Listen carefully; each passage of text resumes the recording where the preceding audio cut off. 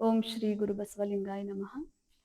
ಸೃಷ್ಟಿಕರ್ತ ಪರಮಾತ್ಮನನ್ನು, ಬಸವಾದಿ ಶಿವಶರಣರನ್ನು ಹೃದಯ ಮಂದಿರದಲ್ಲಿ ಸ್ಮರಿಸಿ ಪೂಜ್ಯರ ಪಾದಗಳಿಗೆ ಭಕ್ತಿಯ ಶರಣಗಳನ್ನು ಸಲ್ಲಿಸುತ್ತಾ ಈ ಬೆಳಗಿನ ಶುಭ ಸತ್ಸಂಗದಲ್ಲಿ ಭಾಗಿಯಾಗಿರ್ತಕ್ಕಂಥ ತಮ್ಮೆಲ್ಲರಿಗೂ ಭಕ್ತಿಯ ಶರಣಾರ್ಥಿ.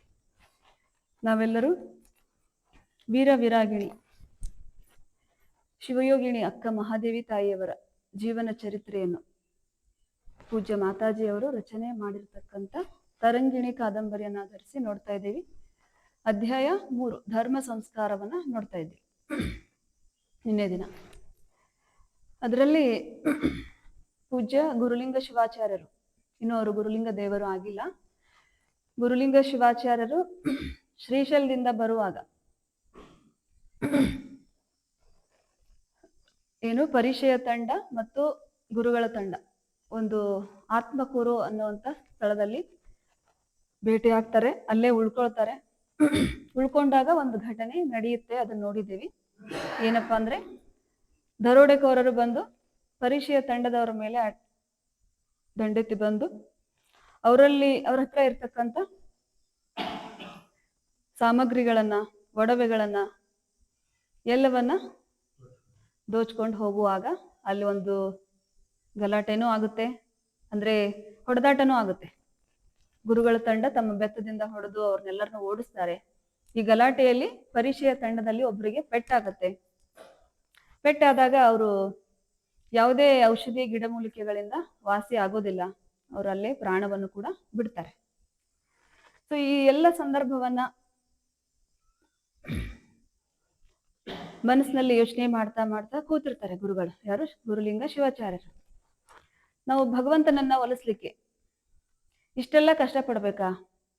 ಇಷ್ಟು ಸಾವು ನೋವು ಆಗ್ಬೇಕಾ? ಇದಕ್ ಬೇರೆ ಏನು ದಾರಿ ಇಲ್ವಾ? ಭಗವಂತನ ನಾವು ಹಾಗೆ ಒಲಿಸ್ಲಿಕ್ಕೆ, ಶಾಂತಿಯಿಂದ ಒಲಿಸ್ಲಿಕ್ಕೆ ಸಾಧ್ಯ ಇಲ್ವಾ?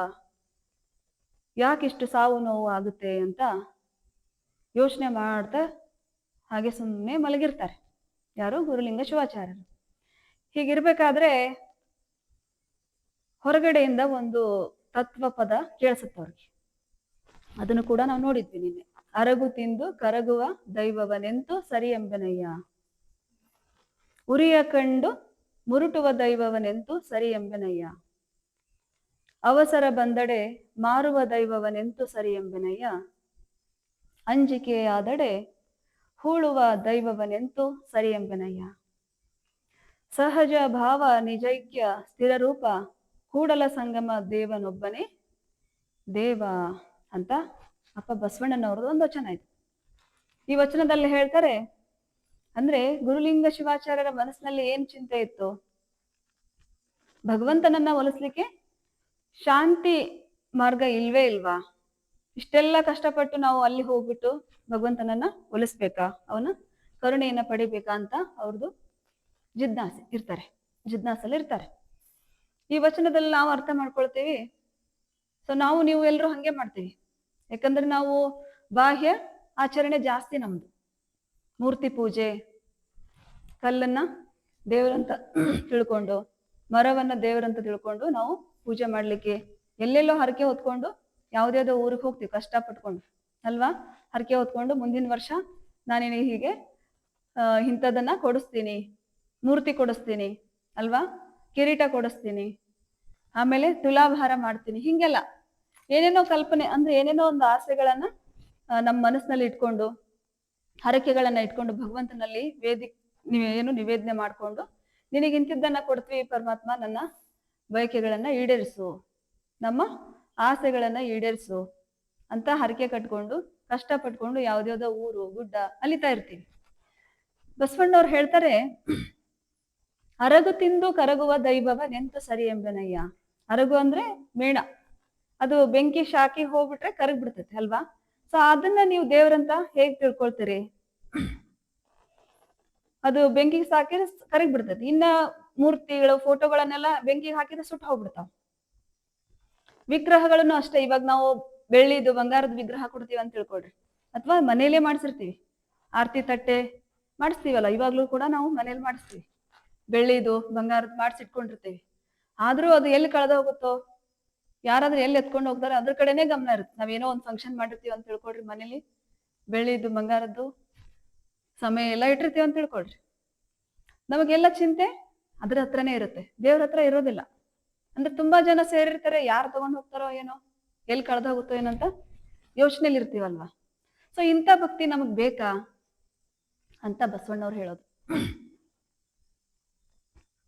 ಅಂದ್ರೆ ಅವರು ಆಂತರಿಕ ಭಕ್ತಿ, ನಿಮ್ಮ ಭಗವಂತ ಅನ್ನೋನು ನಿಮ್ಮ ಒಳಗಡೆನೆ ಇದ್ದಾನೆ, ಅದನ್ನ ಫಸ್ಟ್ ನೀವು ಅರ್ಥ ಮಾಡ್ಕೊಡ್ರಿ ಅಂತ ಬಸವಣ್ಣವ್ರು ನಮಗೆಲ್ಲರ ಹೇಳ್ತಾರೆ. ಅಂದ್ರೆ ಮೂರ್ತಿ ಪೂಜೆ ಎಲ್ಲ ಇರ್ಬೇಕು, ಆದ್ರೆ ಅದೆಲ್ಲ ನಮ್ಮಲ್ಲಿ ಭಕ್ತಿ ಉದ್ದೀಪನ ಆಗೋದಕ್ಕೆ ಇಂಥ ಸತ್ಸಂಗಗಳಿರ್ಬಹುದು, ದೇವಸ್ಥಾನಗಳಿರಬಹುದು ಇರುತ್ತೆ. ಆದ್ರೆ ಒಳಗಡೆ ಒಂದು ನಮ್ಮ ಒಳಗೆ ಭಗವಂತ ಇದಾನೆ, ಆ ಅರಿವು, ಕುರುಹು, ಇಷ್ಟಲಿಂಗ ಅನ್ನೋದು ಕೊಟ್ಬಿಟ್ರು. ಆ ಇಷ್ಟಲಿಂಗದಲ್ಲೇ ನಿಮ್ಮನ್ನ ನೀವು ಕಾಣ್ಕೊಳ್ರಿ, ಅವನೇ ಪರಮಾತ್ಮ, ಅವನೊಬ್ನೇ, ಅಂದ್ರೆ ಕೂಡಲ ಸಂಗಮ ದೇವನೊಬ್ನೇ ಪರಮಾತ್ಮ ಅಂತ ಹೇಳ್ತಾರೆ. ಇದೆಲ್ಲ ವಿಷಯಗಳ ಇದ್ದಾಗ ಹೊರಗಡೆ ಬಂದು ಆ ತತ್ವ ಪದವನ್ನ ಕೇಳ್ಕೊಂಡು ಗುರುಲಿಂಗ ಶಿವಾಚಾರ್ಯರು ಆಚೆ ಬಂದು ಅವರನ್ನ ಮಾತನಾಡಿಸ್ತಾರೆ. ಆ ತತ್ವ ಪದ ಹೇಳ್ತಿರ್ತಾರಲ್ಲ, ನೀವೆಷ್ಟು ಅರ್ಥಗರ್ಭಿತವಾದ ತತ್ವವನ್ನ ಹೇಳ್ತಾ ಇದ್ದೀರಿ, ನೀವು ಎಲ್ಲಿಂದ ಬಂದಿದ್ದೀರಿ ಅಂತೆಲ್ಲ ವಿಚಾರಿಸಿದಾಗ ಅವ್ರು ಹೇಳ್ತಾರೆ, ತತ್ವ ಬೋಧೆ ಮಾಡ್ತಿರ್ತಾರಲ್ಲ, ಇಲ್ಲ ನಾವು ಕಲ್ಯಾಣದಿಂದ ಬಂದಿದ್ದೀವಿ. ನಿಮ್ಮ ಮೂಲ ಗುರು ಯಾರು ಅಂತ ಕೇಳಿದಾಗ ವಿಶ್ವಗುರು ಅಪ್ಪ ಬಸವಣ್ಣನವರು ಇದಕ್ಕೆ ರೂವಾರಿಗಳು, ಅವರು ಈ ಕೆಲಸವನ್ನ ಈ ಮಹಾಮಣಿಹದಲ್ಲಿ ನಮ್ಮನ್ನೆಲ್ಲ ತೊಡಗಿಸಿದ್ದಾರೆ. ಅಂದ್ರೆ ಸಮಾಜದಲ್ಲಿ ಇರ್ತಕ್ಕಂಥ ಅಂಧ ಆಚರಣೆಗಳು, ಗೊಡ್ಡು ಸಂಪ್ರದಾಯಗಳನ್ನ ಕಿತ್ತಾಕಿ ಭಗವಂತ ಎಲ್ಲೂ ಇಲ್ಲ, ನಮ್ಮೊಳಗೆ ಇದ್ದಾನೆ, ಅದನ್ನ ಕಂಡ್ಕೊಳ್ಳೋ ಪ್ರಯತ್ನವನ್ನ ನಾವು ತತ್ವಗಳನ್ನ ಬೋಧೆ ಮಾಡ್ತಾ ಎಲ್ಲ ಊರುಗಳಲ್ಲಿ ಸಂಚಾರ ಮಾಡ್ತಾ ಉಪದೇಶವನ್ನ, ಧರ್ಮೋಪದೇಶವನ್ನ ಮಾಡ್ತಾ ಇದ್ದೀವಿ ಅಂತ ಹೇಳ್ತಾರೆ. ಓಹೋ, ತುಂಬಾ ಮತ್ತೆ ಇನ್ನೊಂದ್ ಸ್ವಲ್ಪ ಹಂಗೆ ವಚನ ಹೇಳ್ತಿರ್ತಾನೆ. ಅವಾಗ ಗುರುಗಳಿಗೆ ಹೇಳ್ತಾರೆ, ಅವರ ಅನುಯಾಯಿಗಳೇ ಇಂಥ ಇಷ್ಟು ಭಕ್ತಿವಂತರಿದ್ದಾರೆ, ಇಂಥ ಒಳ್ಳೆ ಕೆಲಸ ಮಾಡ್ತಿದ್ದಾರೆ, ವಿಶ್ವ ಗುರು, ಇವ್ರ ಗುರುಗಳನ್ನು ಕೂಡ ನಾನು ಭೇಟಿ ಆಗ್ಬೇಕು ಅಂತ ಅವ್ರ ಮನಸ್ಸಲ್ಲಿ ಆಸೆ ಮೂಡುತ್ತೆ. ಇನ್ನು ನಾನು ಶ್ರೀಶೈಲಕ್ಕೆ ಹೋಗೋದ್ ಬೇಡ, ನಾನು ಫಸ್ಟ್ ಕಲ್ಯಾಣಕ್ಕೆ ಹೋಗೋಣ ಅಂತ ತೀರ್ಮಾನ ಮಾಡಿಕೊಂಡು ಗುರುಗಳು ಕಲ್ಯಾಣಕ್ಕೆ ಹೋಗ್ತಾರೆ. ಕಲ್ಯಾಣಕ್ಕೆ ಹೋಗಿ ಅಲ್ಲಿ ಒಂದು 15-20 ದಿನ ಇರ್ತಾರೆ. ಹೀಗೆ ಈ ಸಂಭಾಷಣೆ ಏನು ಓಂಕಾರ ಶೆಟ್ಟಿ ಅವ್ರ ಜೊತೆ ನಡೀತಾ ಇರುತ್ತೆ. ಓ, ಹಾಗಾದ್ರೆ ನೀವು ಕಲ್ಯಾಣಕ್ಕೆ ಹೋಗೇ ಬಂದಿದ್ದೀರಿ, ಅದಕ್ಕೆ ನಿಮ್ಗೆ ತಡವಾಗಿದೆ ಇಲ್ಲಿ ಬರೋದು ಅಂತ ಹೇಳಿದಾಗ, ಹೌದು ಓಂಕಾರ, ಅಲ್ಲಿ ನಾನು ಇದ್ದೆ, ಅಲ್ಲಿ ಹೋದ್ಮೇಲೆ ನನಗೆ ತುಂಬಾ ಅಚ್ಚರಿಕಾದಿತ್ತು. ನಾವು ತಿಳ್ಕೊಂಡಿರ್ತೀವಿ ಈ ಬಸವಣ್ಣವರು ಅನುಯಾಯಿಗಳು ಏನು ಊರಲ್ಲೆಲ್ಲ ಬೋಧೆ ಮಾಡ್ತಿರ್ತಾರಲ್ಲ, ತುಂಬಾ ಉತ್ಪ್ರೇಕ್ಷೆ ಆಗಿ ಹೇಳ್ತಾರೆ, ಈ ತರ ಇಲ್ಲ ಗುರುಗಳು, ಆತರ ಏನ್ ಇವ್ರು ಕೆಲಸ ಮಾಡೋದಿಲ್ಲ ಅಂತ ನಮ್ ಭಾವನೆ ಇರುತ್ತೆ. ಆದ್ರೆ ಅಲ್ಲಿ ಹೋದಾಗ ಗೊತ್ತಾಯ್ತು, ಬಸವಣ್ಣವ್ರು ಏನ್ ಮಾಡ್ತಿರ್ತಾರೆ ಅಂದ್ರೆ ಅನುಭವ ಮಂಟಪ ಅಂತ ಒಂದು ಧಾರ್ಮಿಕ ಸಂಸ್ಥೆಯನ್ನ ಕಟ್ಕೊಂಡು ಬರೀ ಧರ್ಮೋಪದೇಶ, ಅಂದ್ರೆ ಬರೀ ಧರ್ಮೋಪದೇಶ ಅಲ್ಲ, ಅದರಲ್ಲಿ ಪ್ರತಿಯೊಬ್ಬ ಮನುಷ್ಯನ ಆತ್ಮದ ಉದ್ಧಾರ ಇರುತ್ತೆ, ಜೀವನದ ಉದ್ಧಾರ ಇರುತ್ತೆ, ವ್ಯಕ್ತಿತ್ವದ ಬೆಳವಣಿಗೆ ಇರುತ್ತೆ. ಇಂತಹ ಹಲವಾರು ಕೆಲಸ ಕಾರ್ಯಗಳನ್ನ ಕೇವಲ ತತ್ವಗಳ ಮೂಲಕ, ವಚನಗಳ ಮೂಲಕ ಅವರು ಸಾರ್ತಾ ಇರ್ತಾರೆ, ಬಿತ್ತುತ್ತಾ ಇರ್ತಾರೆ. ಪ್ರತಿಯೊಬ್ಬ ಮನುಷ್ಯನನ್ನು ಕೂಡ ಕಾಯಕ ಜೀವಿಯನ್ನಾಗಿ ಮಾಡ್ತಾ ಇರ್ತಾರೆ. ಸೊ ಪ್ರತ್ಯಕ್ಷವಾಗಿ ನೋಡ್ತಾರಲ್ಲ ಗುರುಲಿಂಗ ಶಿವಾಚಾರ್ಯರು, ಅವಾಗ ಅವ್ರಿಗೆ ಮನವರಿಕೆ ಆಗುತ್ತೆ, ಇಲ್ಲ ಬೋಧೆ ಮಾಡೋರು ಬಸವಣ್ಣನವರ ವ್ಯಕ್ತಿತ್ವದ ಏನು ಒಂದು 5% ಮಾತ್ರನೂ ಹೇಳಿಲ್ಲ, ಅವ್ರು ಇರೋದೇ ಬೇರೆ, ತುಂಬಾ ಅಗಾಧವಾದ ವ್ಯಕ್ತಿತ್ವ ಇದೆ, ಅವರ ಸಾಧನೆ ತುಂಬಾ ದೊಡ್ಡದು, ತುಂಬಾ ಒಳ್ಳೆ ಕೆಲಸವನ್ನ ಮಾಡ್ತಾ ಇದ್ದಾರೆ, ನಾನು ಕೂಡ ಅವ್ರ ಹತ್ರ ದೀಕ್ಷೆ ತಗೋಬೇಕು ಅಂತ ಅವ್ರಿಗೆ ಮನ್ಸಲ್ಲಿ ಬರುತ್ತೆ. ಯಾರಿಗೆ? ಗುರುಲಿಂಗ ಶಿವಾಚಾರ್ಯರಿಗೆ. ಹೀಗೆ ಆಗ್ತಿರ್ಬೇಕಾದ್ರೆ ಓಂಕಾರ ಶೆಟ್ಟಿ ಅವ್ರಿಗೂ ತುಂಬಾ ಸಂತೋಷ ಆಗುತ್ತೆ ಇದನ್ನೆಲ್ಲ ಕೇಳ್ಬಿಟ್ಟು. ಅಲ್ಲಿ ಬಸವಣ್ಣನವ್ರ ಜೊತೆ ಮಾತುಕತೆ, ಯಾರ್ದು? ಗುರುಲಿಂಗ ಶಿವಾಚಾರ್ಯರು ಕಲ್ಯಾಣದಲ್ಲಿ. ಇಲ್ಲ ಗುರುಗಳೇ, ನಾನು ದೀಕ್ಷೆ ತಗೋಬೇಕು ಅಂತ ಮನಸ್ಸು ಬಂದಿದೆ, ನನಗೂ ಕೂಡ ಮಂತ್ರೋಪದೇಶ ಮಾಡಿ ಇಷ್ಟಲಿಂಗ ದೀಕ್ಷೆ ನನಗೂ ಕೊಡಿ, ನಾನು ನಿಮ್ಮ ಮಹಾಮಣಿಹದಲ್ಲಿ ನಾನು ಕೂಡ ಕೈ ಜೋಡಿಸ್ತೀನಿ, ಕಿಂಚಿತ್ ಸೇವೆ ನಾನು ಮಾಡ್ತೀನಿ ಇನ್ಮೇಲೆ, ನನಗ್ ಬೇಕು ಅಂತ ಅಪೇಕ್ಷೆ ಮಾಡಿದಾಗ, ವ್ಯಕ್ತಪಡಿಸಿದಾಗ ಅಪ್ಪ ಬಸವಣ್ಣನವ್ರ ಕಡೆ ಅವರು ಇಷ್ಟಲಿಂಗ ದೀಕ್ಷೆಯನ್ನ ತಗೊಂಡು ಕಾವಿಧಾರಿಗಳಾಗ್ತಾರೆ. ಯಾರು? ಗುರುಲಿಂಗ ಶಿವಾಚಾರ್ಯರು ಹೋಗಿ ಗುರುಲಿಂಗ ದೇವರು ಅಂತ ಅವ್ರದ್ದು ಮರುನಾಮಕರಣ ಮಾಡ್ತಾರೆ ಅಪ್ಪ ಬಸವಣ್ಣನವರು. ಅವಾಗ ಗುರುಲಿಂಗ ದೇವರಾಗಿ ಅವರು ಕೂಡ ಸಮಾಜದಲ್ಲಿ ಧರ್ಮೋಪದೇಶವನ್ನ ಮಾಡ್ಲಿಕ್ಕೆ ಪ್ರಾರಂಭ ಮಾಡ್ತಾರೆ.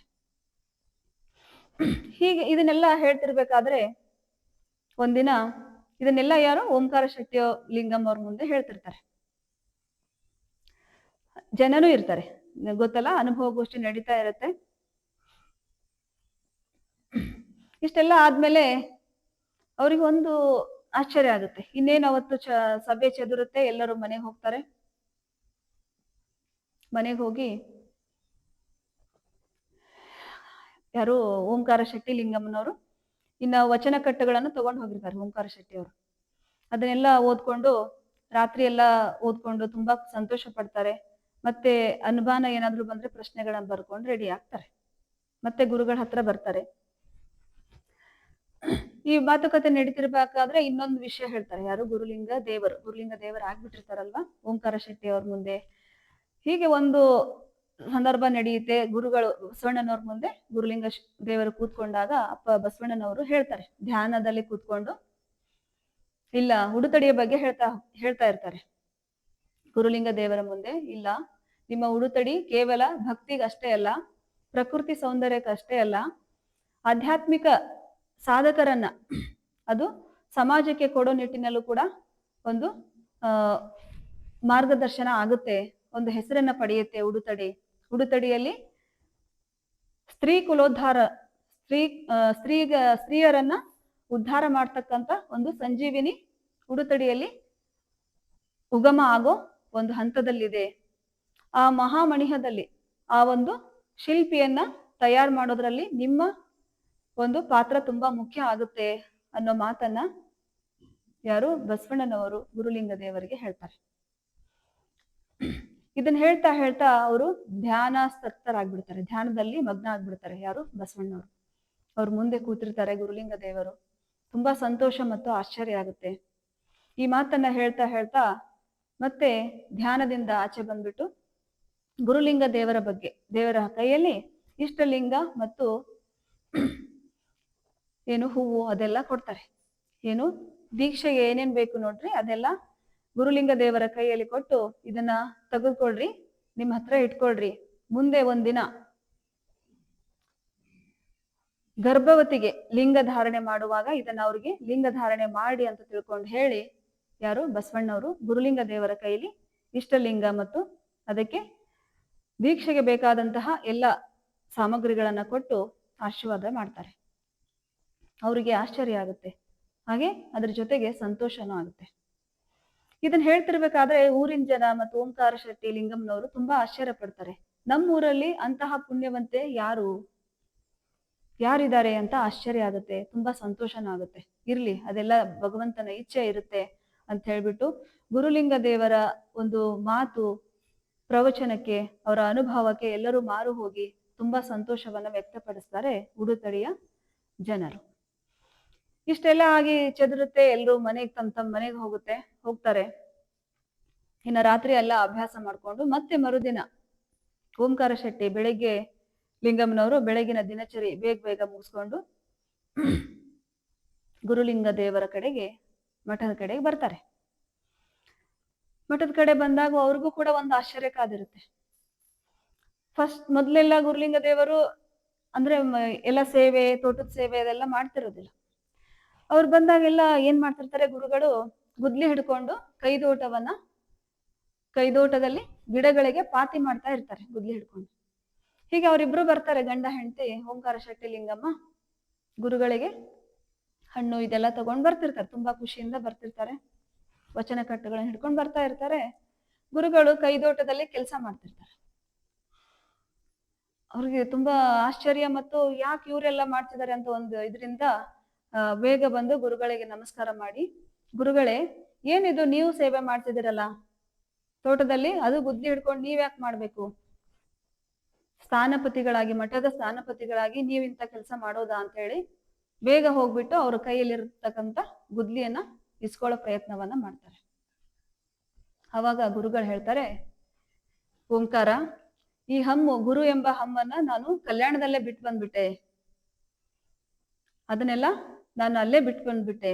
ಪ್ರತಿಯೊಬ್ರು ಕಾಯಕ ಮಾಡೇನೆ ಪ್ರಸಾದ ಸೇವನೆ ಮಾಡ್ಬೇಕು, ಧರ್ಮ ಸೇವೆ ಮಾಡ್ಬೇಕು, ಆ ಭಗವಂತನ ಸೇವೆಯನ್ನ ಮಾಡ್ಬೇಕು, ಎಲ್ಲರೂ ದುಡದೆ ಉಣ್ಬೇಕು ಅನ್ನೋ ತತ್ವವನ್ನ ಬೋಧೆ ಮಾಡಿದ್ದಾರೆ ಅಪ್ಪ ಬಸವಣ್ಣನವರು. ಅದನ್ನೆಲ್ಲ ನಾನು ಅಲ್ಲೇ ಬಿಟ್ಟು ಬಂದೆ. ಇದು ಕೂಡ ನನ್ನ ಕಾಯಕನೇ, ನೀನ್ ಬಿಡು ಅಂತ ಹೇಳಿ ಕೈಯನ್ ಗುದ್ಲಿನ ಓಂಕಾರನ ಕೈಯಲ್ಲಿ ಕೊಡೋದಿಲ್ಲ ಅವರು. ಅವಾಗ ಒಂದು ವಚನ ಬರುತ್ತೆ,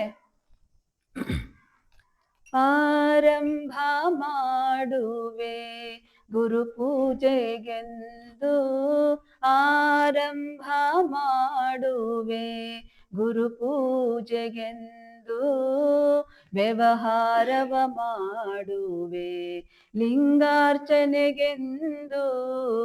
ವ್ಯವಹಾರವ ಮಾಡುವೆನು ಲಿಂಗಾರ್ಚನೆಗೆಂದು, ಪರ ಸೇವೆಯ ಮಾಡುವೆ ನಯ್ಯ ಜಂಗಮ ದಾಸೋಹಕ್ಕೆಂದು,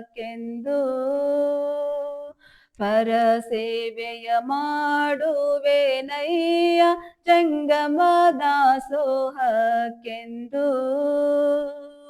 ಆರಂಭ ಮಾಡುವೆನು ಗುರು ಪೂಜೆಗೆಂದು, ವ್ಯವಹಾರವ ಮಾಡುವೆನು ಲಿಂಗಾರ್ಚನೆಗೆಂದು, ಪರ ಸೇವೆಯ ಮಾಡುವೆ ನಯ್ಯ ಜಂಗಮ ದಾಸೋಹಕ್ಕೆಂದು,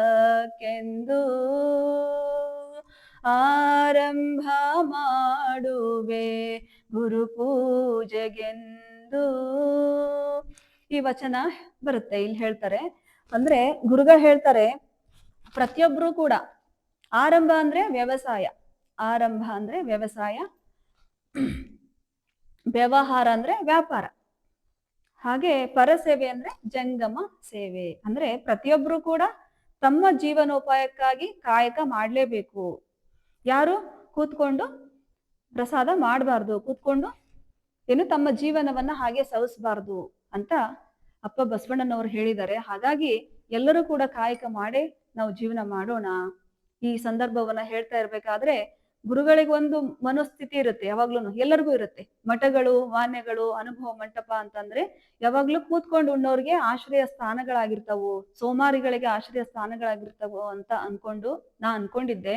ಆದ್ರೆ ಕಲ್ಯಾಣಕ್ಕೆ ಹೋದ್ಮೇಲೆ ಅಲ್ಲಿ ಪ್ರತಿಯೊಬ್ಬ ಶರಣರು ಕೂಡ ಸಾಮಾನ್ಯ ಶರಣರಲ್ರಿ, ಅಸಾಮಾನ್ಯ ಶರಣರು ಎಲ್ಲರೂ ಕೂಡ ರಾಜ್ಯರಾದ ಒಂದು ರಾಜ್ಯದ ರಾಜ್ಯರಾಗಿರ್ತಕ್ಕಂಥವ್ರು, ತುಂಬಾ ಶ್ರೀಮಂತರು ಕೂಡ ಬಸವಣ್ಣನವರ ತತ್ವಗಳಿಗೆ ಮಾರು ಹೋಗಿ ಕಲ್ಯಾಣಕ್ಕೆ ಬಂದು ಅವರ ತತ್ವಗಳನ್ನ ಒಂದು ಬಸವ ತತ್ವವನ್ನ ಸ್ವೀಕಾರ ಮಾಡಿ ಎಲ್ಲರೂ ಕೂಡ ತಮ್ಮ ಒಂದೊಂದು ಕಾಯಕವನ್ನ ಆಯ್ಕೆ ಮಾಡಿಕೊಂಡು ಕಾಯಕ ಮಾಡೇ ಬಂದಂತಹ ಕಾಯಕದಿಂದ ಬಂದಂತಹ ಪ್ರತಿಫಲದಲ್ಲಿ ಜಂಗಮರಿಗೆ ದಾಸೋಹ ಸೇವೆ ಮಾಡಿ ನಂತರನೇ ಅವರು ಪ್ರಸಾದ ಸೇವನೆ ಮಾಡ್ತಕ್ಕಂಥ ಪರಿಪಾಠವನ್ನ ಹೊಂದಿದ್ದನ್ನ ನೋಡಿ ನಂಗೆ ತುಂಬಾ ಸಂತೋಷ ಆಯ್ತು. ಹಾಗಾಗಿ ನಾವು ಇನ್ಮೇಲೆ ಕಾಯಕ ಮಾಡೇನೆ ಕೂಡ ಹಾಗೆ ಬಸವಣ್ಣನವರ ಕಾಯಕದ ಜೊತೆಗೆ ನಾವು ಕೂಡ ಕೈ ಜೋಡಿಸಿ ಸಮಾಜದಲ್ಲಿ ಒಂದು ಒಳ್ಳೆಯ ಕಾರ್ಯಗಳನ್ನ ಮಾಡ್ತಾ ಹೋಗೋಣ ಅಂತ ತಿಳ್ಕೊಂಡು ಗುರುಲಿಂಗ ದೇವರು ಓಂಕಾರ ಶೆಟ್ಟಿ ಲಿಂಗಮ್ಮನವ್ರಿಗೆ ಹೇಳ್ತಾರೆ. ಹಾಗೆ ಹೇಳ್ತಿರ್ಬೇಕಾದ್ರೆ ಲಿಂಗಮ್ಮ ಓಂಕಾರ ಶೆಟ್ಟಿ ಅವರಿಗೆ ತುಂಬಾ ಸಂತೋಷ ಆಗುತ್ತೆ.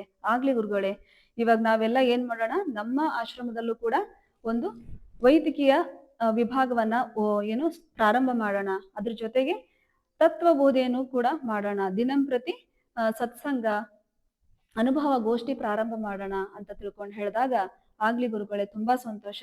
ನಿಮ್ಮ ಎಲ್ಲ ಕೆಲಸ ಕಾರ್ಯಗಳಲ್ಲೂ ಕೂಡ ನಮಗೆ ತುಂಬಾ ಸಂತೋಷ ಇದೆ. ನಮಗೆ ನಮ್ಮ ಕಡೆಯಿಂದ ಏನ್ ಬೇಕು ಅದೆಲ್ಲ ನಾವು ಸಹಕಾರ ನೀಡ್ತೀವಿ ಊರಿನವರೆಲ್ಲ ಸೇರಿ ಅಂತ ಹೇಳಿದಾಗ ಗುರುಲಿಂಗ ದೇವರಿಗೆ ತುಂಬಾ ಸಂತೋಷ ಆಗುತ್ತೆ.